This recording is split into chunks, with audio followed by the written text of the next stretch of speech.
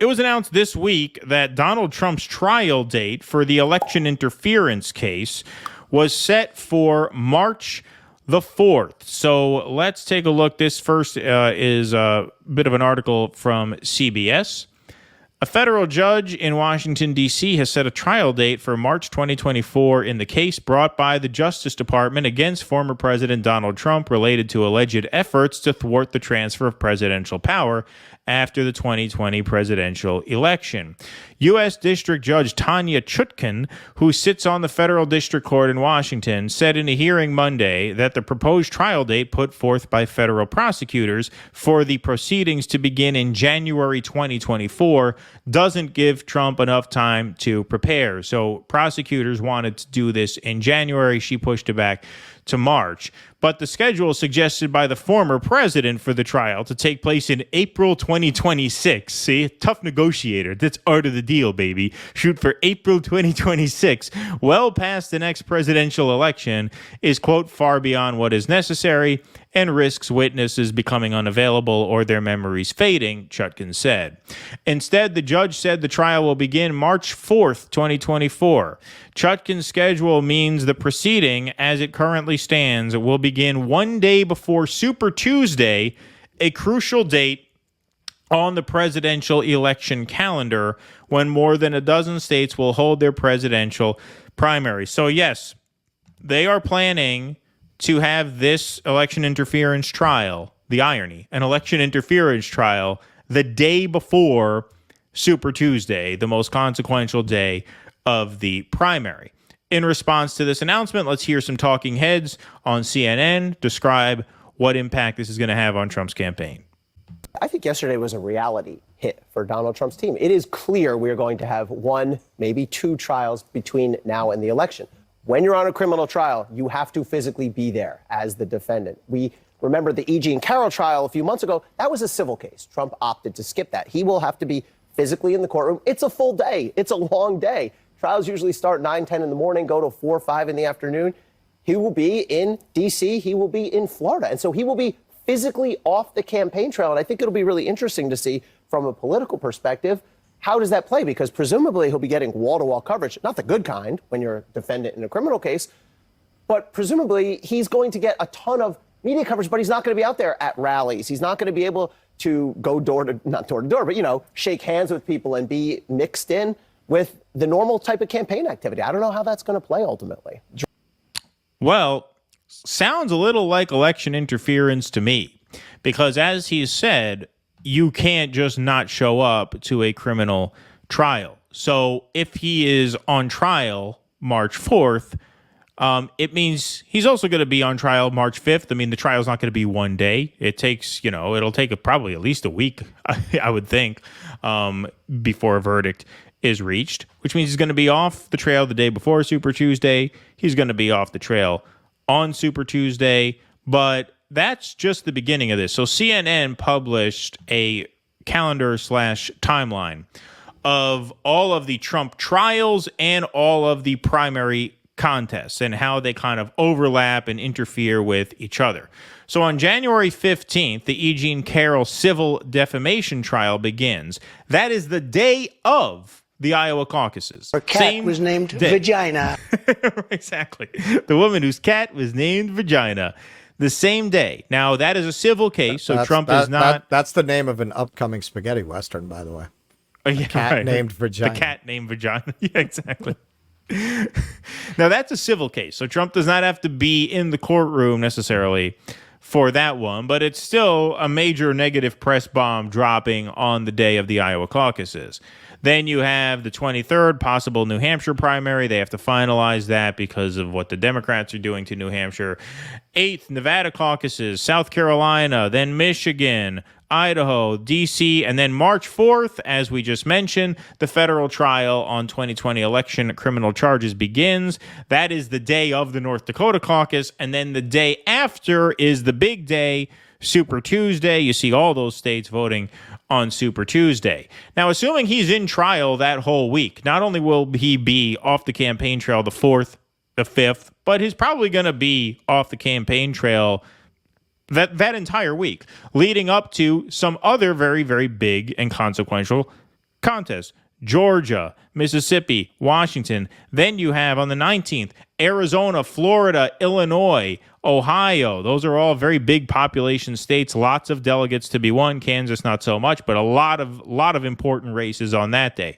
Then you got Louisiana. Then on the 25th, 3 weeks after the first trial, you have another trial, a criminal trial in New York related to the Stormy Daniels hush money payments.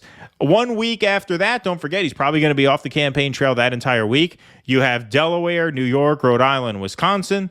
Then he gets a little bit of a break. 23rd, Pennsylvania, Connecticut, Indiana, Maryland, Nebraska, West Virginia. Then on the 20th of May, another trial, the classified documents criminal trial, the day before the Kentucky and Oregon primary. And then you obviously have June 4th and then July 15th to 18th. So if that looks chaotic to you, if that looks like a mess to you, it gets worse. The Georgia state case, if you notice, is not on here because there has been no date confirmed for that. Fani Willis wanted to do that in October. That's obviously not going to happen. He's going to get that pushed back, which means that could very well. In fact, it is likely that that gets thrown into this same calendar as well. So you're going to have 1, 2, 3, 4, 5 trials that overlap with this primary calendar. You talk about the most insane election season of your life. This is going to be it. And you talk about cable news, right? The field day they are going to have, their first 6 months are already programmed, man. They got 5 Trump trials and the primary. This is going to be big, big money for them. But what an unbelievably chaotic process this is going to turn into. It's just amazing. Yeah, man. If that's not a collapsing empire, I don't know what the fuck Yeah, is. exactly. I mean, how the fuck do you get through that? How do you get through that? We're not even going to have Jimmy Carter to monitor the election. He's in hospice now. By the way, that guy's starting to kind of wear out his welcome in hospice. Who stays in hospice for like 8 months? Hasn't he been there like for half a year? Well, this is why we should go with the Jesus people. Look what it did for him. I know. Must be working. Must be working. I mean, I wish the guy well, obviously. He seems like a very nice guy. But, I mean, once you get into hospice, you're supposed to kind of, it's like a restaurant. You got to rotate out the tables. They need those rooms. Yeah. Probably they got people waiting outside. I mean, this is why when you look at this, I'm sorry, man. Like, anybody who's sitting here being like, oh, look at Trump's polling before they do this to him. He's got the nomination in the bag. Listen, you could say nobody's ever had the numbers that he has right now and not gotten the nomination. That's true. Nobody's ever done this. Nobody's ever been on trial week after week after week after week during the primaries, man. Like, if one of these trials runs long, he's not going to be able to make the next trial. He's going to be like, listen, I know I'm supposed to be here tomorrow, but I can't. I have another trial in Georgia that I have to get to. Well, and this is why I say the poll that we looked at is significant to me because it shows that there's some give in his numbers. If after that debate, his numbers just went up again, I'd be like, all right, I got to talk to my bookie so he doesn't break my legs on this because this fucking guy's just bulletproof. It tells me there is some play in his numbers. And that being true, yeah, I'm sorry, man. Like, I'm not buying it. I'm not buying it. I am just not buying that this fucking guy could be in court every other week. And it's not going to hurt his numbers because it's not like you got a bunch of Mitt Romneys running. You got people that would be acceptable to the non-Romney, the non-Lincoln Project Republicans. There are real candidates that would really appeal to that segment. And in the end, there has never been anything like this where the guy that they're is their brick through the window looks like, well, he probably won't make it. Or, like in the end, faced with the prospect of just making a gesture or really, the libs love DeSantis? The libs love, okay, fine, Ramaswamy. The libs love Ramaswamy. Like anyone from that, anyone but Nikki Haley that you put up there is going to drive the libs crazy. Like, it's not like you only drive them crazy with Trump. Now, I will grant you, nobody drives them. But But the ones who have a shot, like No, Ramaswamy. no, I'm and sorry. I DeSantis. said anyone but Haley. Oh, okay. Anyone? Oh, okay. Got it. All right. Oh, Haley, they'd be dancing in the fucking streets. They probably vote for her over Biden. They probably vote. Frankly, it's true. It's true. There's a lot of those suburban women, they'd go right to Haley. Yeah, she's a lot of the hill, not to love. yeah, the hill bots. Yeah. And they love that because their media sells it to them. You know, we can have differences of opinion like Liz Cheney. You know, I don't agree with her on everything, but she's an honorable woman. And, you know, I didn't like her father when he was vice president, but I'm realizing now. Those fucking people, they'll be all over fucking Nikki Haley. No. But, you know, it's not like Ramaswamy, DeSantis. They'll drive the libs crazy. It's not like they're going to be thrilled, especially DeSantis. I'm sorry, man. Like, DeSantis gets a lot of press from the libs. Oh, yeah. No, they hate him. Sure, of course. They hate him. So it's not like you can only fulfill that with Trump because everybody else is Chris Christie and Mitt Romney who's running. They have options. And when you look at what that's really going to be, once they actually are faced with the prospect, well, do we go for somebody who could actually serve from outside of prison, who could actually serve 2 terms, who actually has, in the case of DeSantis, a track record of doing these things? Or do we, as a gesture, go for this guy who's being prosecuted on 4 different charges during the primaries and can't, you know, show up to stadiums? Like, is that desire to, you know, rebel against the system by voting for that guy when there are other options that the system won't like? Is that strong? We shall see. My theory of the case from the beginning has been I'm not buying it once the rubber meets the road. People can say any shit they want in July. Well, the other thing is in New Hampshire, the Secretary of State is now hearing arguments as to why he should bar Trump from the ballot based on the 14th Amendment. Was it the 14th Amendment? What was it? Yeah, that's what it was. It was the 14th Amendment.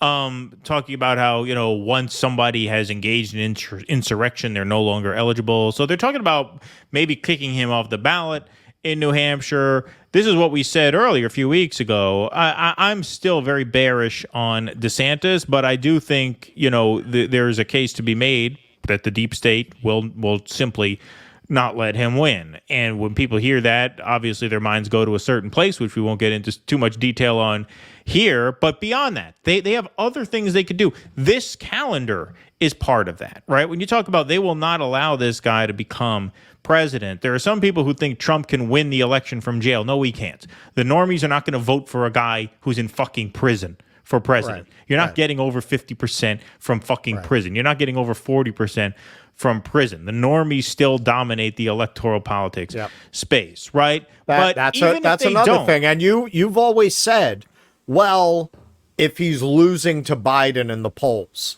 that could change things.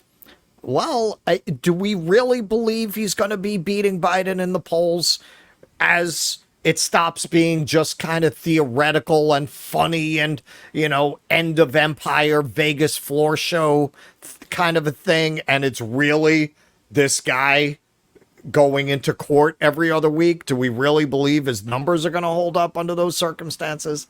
I don't. Well, there's also the issue of ballot access, of secretaries of state removing him from the ballot.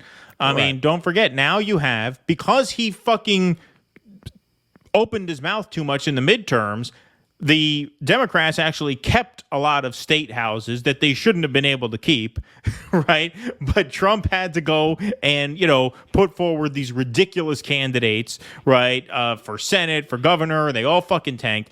Now you have some Democratic secretaries of state who might just say, we're taking him off the ballot, citing the 14th Amendment. Fuck you. Don't think they can't do that. They will try everything in the world to stop him. And if we believe that the deep state, as Trump himself no doubt believes, as the MAGA movement themselves no doubt believe, if we believe that they are as powerful and as dangerous as we say they are, then they can make sure this guy is never president again. And I'm not talking about the ultimate solution. I'm not even going there. I'm not saying they wouldn't do that either. But I'm saying they don't need to. There are other things they can do to make it damn near impossible for this guy to win. And they're going to try every single one. And the question is, does he have the support to withstand that? That's a very open question in my view.